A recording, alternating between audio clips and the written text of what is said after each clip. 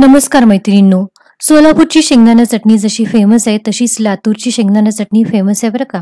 जवळपास 12ही महिने लातूर आणि परिसरातल्या प्रत्येक घरामध्ये शेंगदाणा चटणी असतेच असते. आणि साहित्य जरी तेच असलं तरी या चटणीच्या टेक्स्चरमध्ये, त्या बनवण्याच्या पद्धतीमध्ये, त्याचप्रमाणे चवीमध्येही बराचसा फरक असतो.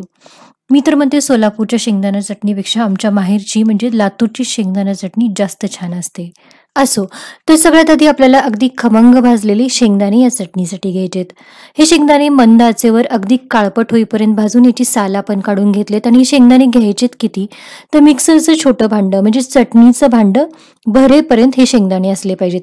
हे चटणीचं भांडं पूर्ण भरलं पाहिजे. यावर आपल्याला लसूण आणि बाकीचे जिन्नस घालण्यासाठी अगदी थोडीशी जागा शिल्लक राहिली पाहिजे. तर असे हे शेंगदाणे आपण घेतलेत. आता यासोबतच आपल्याला बाकीच्या साहित्यामध्ये लागणार आहे. सगळ्यात आधी तर भरपूर लसूण पाकळ्या. या लसूण पाकळ्या मी घेतल्यात अंदाजे 20 ते 25. यापेक्षा जास्तीचा लसूण घेतला तरी चालेल. लसणामुळे आणि खमंग भाजलेल्या शेंगदाण्यामुळे चटणीचं टेक्स्चर तर छान होतच, त्याचप्रमाणे तिला छान खमंगपणाही येतो. त्याचबरोबर 2 टीस्पून घेतले जिरे. या जिऱ्यासोबतच 3 टीस्पून घेतले बेडगी मिरचीचं लाल तिखट. यासोबतच चटणी तुम्हाला जास्त तिखट हवी असेल तर घरचं थोडंसं तिखट तुम्ही यामध्ये ऍड करू शकता. आणि चवीप्रमाणे मीठ. ही चटणी आपण बनवतोय मिक्सरमध्ये. जेव्हा ती खलबत्त्यात बनवली जाते तेव्हा ती अतिशय साध्या पद्धतीने बनवली जाते.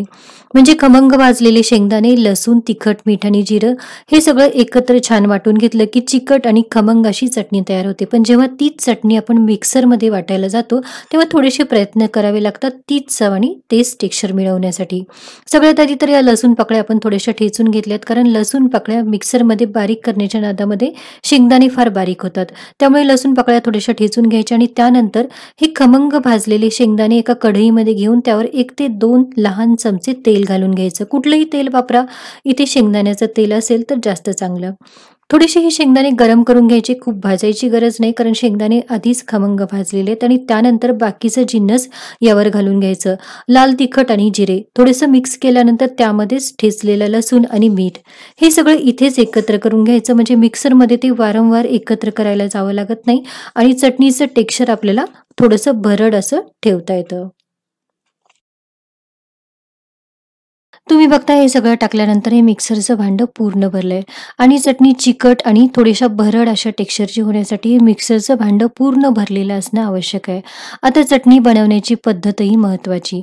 चटणी बनवण्यासाठी ह्या छोट्या चटणीच्या भांड्यामध्ये आपल्याला अगदी 1च्या स्पीडवर किंवा रिव्हर्स स्पीडवर मिक्सर अगदी हळुवारपणे फिरवत ही चटणी बनवून घ्यायची आहे. एकदा, दोनदा, तीनदा हे असं फिरवल्यानंतर थोडंसं टॅप करून घ्यायचं, कारण मिक्सरचं भांडं आपण पूर्ण भरलंय. गरज लागत असेल तर हळुवारपणे चमच्याने थोडंसं एकत्र करून घ्यायचं आणि चटणीचं टेक्स्चर बघत बघत हळुवारपणे चटणी अजून एकदा फिरवून घ्यायची. चटणीचं टेक्स्चर थोडंसं भरडच राहिलं पाहिजे. त्याचप्रमाणे चटणी या पूर्ण मिक्सरच्या भांड्यामध्ये भरल्यामुळे थोडीशी चिकटही होते. आणि खलबत्त्यामध्ये ज्या पद्धतीचं टेक्स्चर या चटणीचं होतं, जवळपास त्या पद्धतीचं टेक्स्चर आपल्याला या चटणीचं मिळतं. सोलापूरच्या शेंगदाणा चटणीमध्ये तेलाचं प्रमाण थोडंसं जास्त असतं, तर लातूरच्या शेंगदाणा चटणीमध्ये तेल जवळपास वापरतच नाहीत. इथे लसणाचं प्रमाणही थोडंसं जास्त असतं. त्याचप्रमाणे हिचं टेक्स्चर सोलापूर शेंगदाणा चटणीपेक्षा थोडंसं बारीक असतं. पण ही चटणी लागते अतिशय खमंग. ही अशीच खा, खिचडीसोबत खा किंवा दह्यात कालवून भाकरीसोबत खा.